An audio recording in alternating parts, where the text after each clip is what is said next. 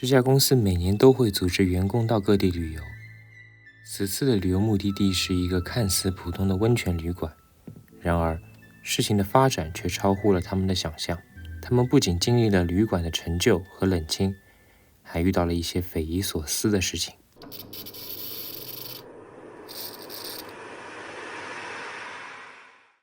大家好，我是布莱德瑞。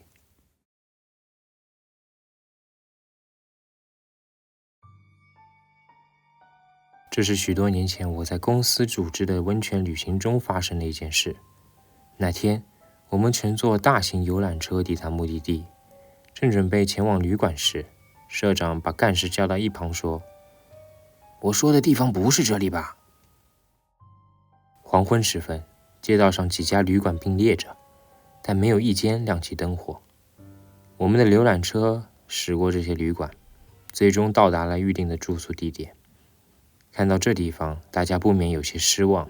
有人嘀咕着：“公司真是节省经费呀。”另一些人则笑着说：“这地方看起来真冷清，有点吓人呢。”社长径直走向旅馆的大厅，与前台确认后，一个看起来像老板娘的人从里面走了出来，热情地招呼道：“哎呦，少爷，很高兴您还记得我们这里，快请进。”从他们的对话中可以看出，社长与这家旅馆的老板似乎有多年的交情。我们的公司虽然只有大约60名员工，但每年都会组织员工旅行。然而，今年的安排着实让人感到有些失望了。这是一家纯木造的老旅馆了，旅馆里除了我们，好像没有其他住客，应该是被我们公司包场了。温泉倒也别有一番风味，浴池中央有一座观音像，但整体的照明显得有些昏暗，或许是有些地方没有打扫干净，床边的地板上有些发霉，走廊上的装饰柜也沾满了灰尘。旅馆老板娘告诉我们，这里以前是繁华的旅馆街，但现在人轻了许多。晚宴开始前，老板娘还问社长：“令尊们过得还好吗？”社长回应后，老板娘脸上露出了难言的喜悦。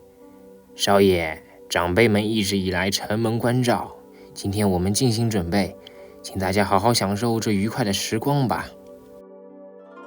宴会在一个约有100张榻榻米的房间举行，尽管料理的食物已经冷了，但宴会开始后，没有人再在意这些细节。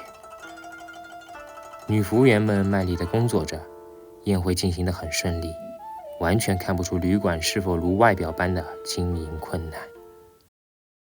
宴会过后，大家都累得不行了，便都回到各自的房间休息了。